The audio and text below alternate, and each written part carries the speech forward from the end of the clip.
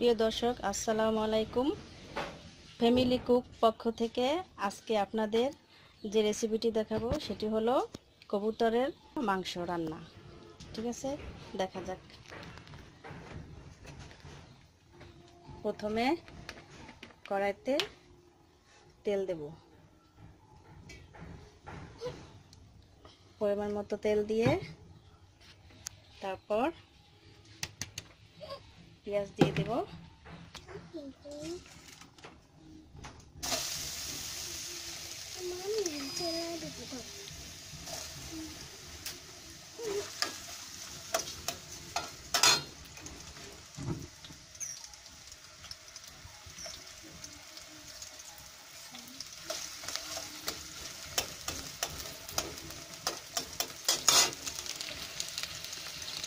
কবুতরের মাংস খুবই পুষ্টিকর একটা খাবার।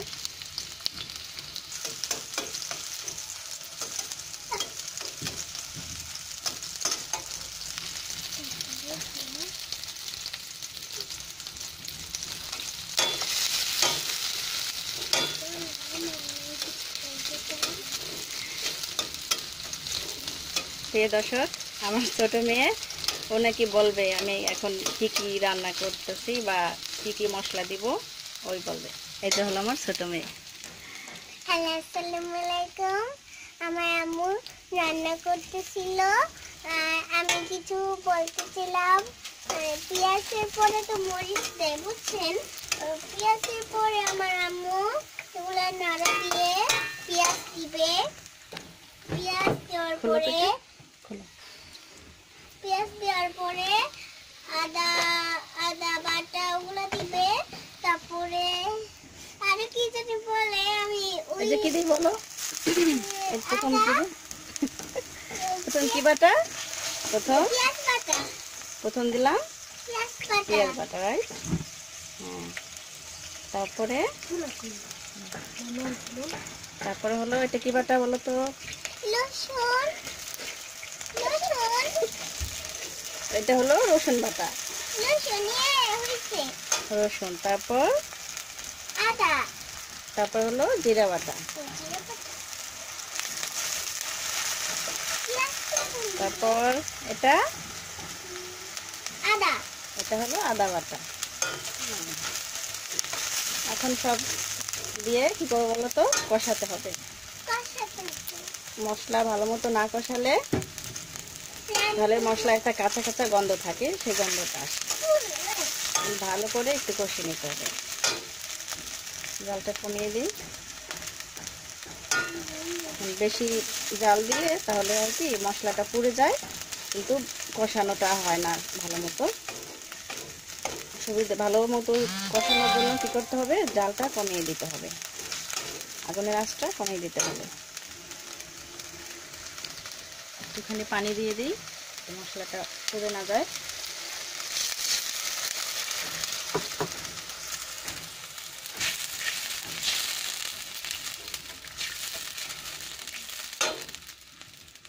এখন আমরা আস্তে আস্তে এক এক করে হলুদ, মরিচ, এগুলো হলুদ মরিচ এগুলো দিয়ে দেবো।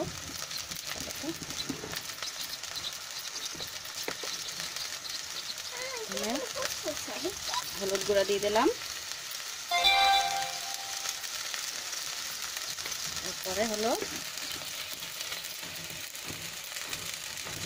মরিচ গুঁড়া দিয়ে দেবো।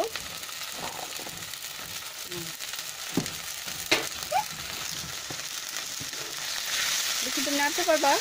হ্যাঁ। বিসমি রান্না করতে চায়, বড় হয়ে গেছে। গুঁড়ো মরিচ দিয়ে দিলাম। যারা ঝাল বেশি খাবেন তারা বেশি পরিমাণ দিতে পারবেন।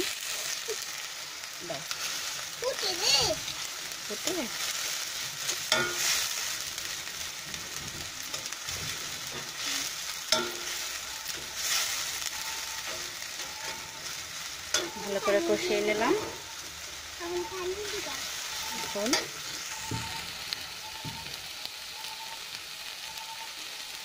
হলো দারুচিনি, এলাচ এগুলো বেটে রেখেছি, এগুলো দিলাম। আপনারা চাইলে কেউ এই দারুচিনি এলাচ এগুলো একটু হালকা তেলে তারপরে গুঁড়ো করেও দিতে পারেন, আবার কেউ বেটেও দিতে পারেন, যার যেটা ভালো লাগে সেভাবে দিতে পারেন।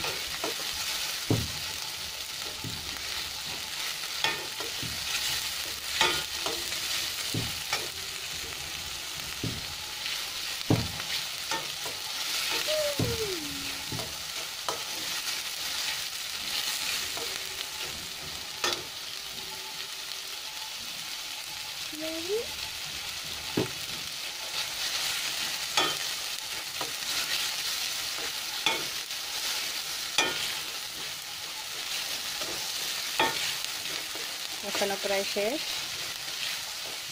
এখন আমি একটু লবণ দিয়ে দেবো, লবণ।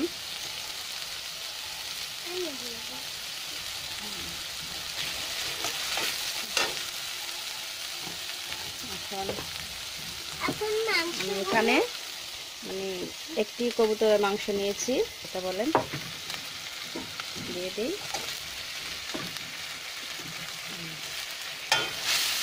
একসাথে আলুটাও দিয়ে দেবো, কারণ হলো আলু ছোট ছোট করে কেটে রেখেছি। দাও, বিস্মি দিয়ে দিবে, দাও। বিস্মি আমাকে অনেক হেল্প করার চেষ্টা করে, ছোট হলেও বড়দের মতো চেষ্টা করে করার জন্য।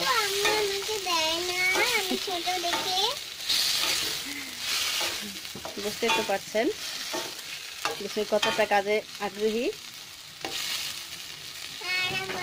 আপু আছে বেশি, হ্যাঁ কাজ করতে চায়, কিন্তু আম্মু যদি বলে তাহলে কাজ করে, আম্মু যদি না বলে তাহলে কাজ করে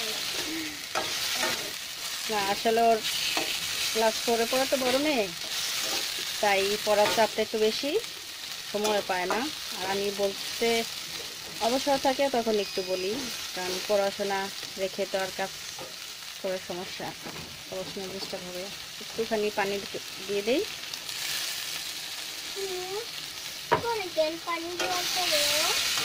হ্যাঁ, আগুনের আঁচ থাকে তো এই জন্য। এখন আমি এটাকে জাল কমিয়ে দিয়ে ঢেকে রাখবো, ঢেকে দেবো।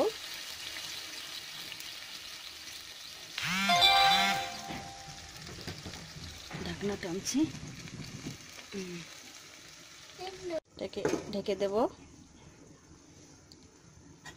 ঢেকে রেখে আমরা বেশি না, কারণ কবুতরের মাংস তো খুব তাড়াতাড়ি সিদ্ধ হয়ে যায়, এজন্য এটাকে হাইস্ট 2 মিনিট বেশি কষানো লাগবে না, খুব তাড়াতাড়ি হয়ে যাবে।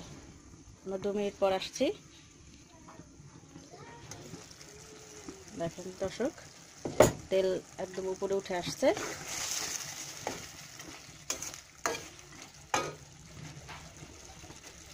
এখন আমি আগুন আঁচটা বাড়াই দেবো।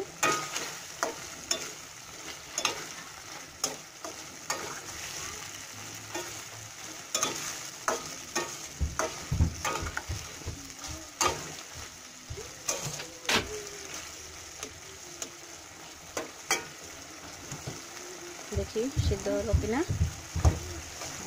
আলু সিদ্ধ হয়ে গেছে, মাংসটা দেখি।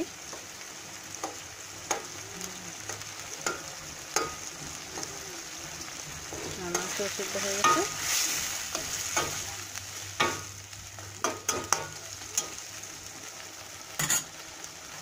লবণ দেখে নিই, লবণ হলো কিনা।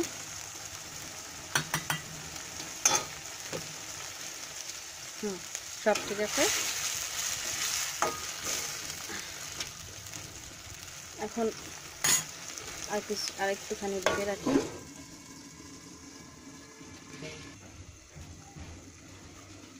দেখি ঢাকনাটা উঠিয়ে।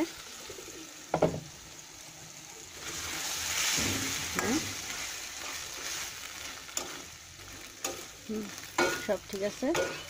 এখন আপনারা যদি চান যে শুধু কষানো খাবো, এভাবে মাখা মাখা রাখবো, তাহলে এখন নামিয়ে রাখবেন। আর যদি চান না এটা ঝোল করে খাবো, তাহলে এখন এর মধ্যে পানি ঢেলে দিতে হবে। আমি পানি দিয়ে দিচ্ছি, আমরা ঝোল খাবো তাই। আসলে কবুতর মাংস, তারপরে শিং মাছ, এগুলো ঝোল খাওয়াটাই ভালো, কারণ এটার ঝোলও অনেকটা উপকারী শরীরের জন্য। তাই আমি ঝোল করলাম। আপনারা চাইলে কষানো খেতে পারেন। আমি কিছুক্ষণ ঢেকে রাখবো, যখন ফুটে আসবে তখন নামিয়ে ফেলবো। ঢাকনা উঠাবো। দেখুন আমাদের রান্না হয়ে গেছে, সব ঠিকঠাক আছে, লবণ ঠিক আছে। লবণটা দেখে তারপরে নামিয়ে ফেলবো।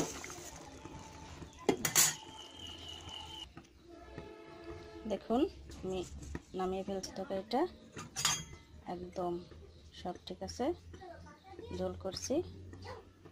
তো বন্ধুরা, আমার রান্নাটা কেমন হলো অবশ্যই যদি ভালো লাগে লাইক করবেন আর শেয়ার করে দিবেন অন্যকে দেখানোর জন্য রেসিপিটা।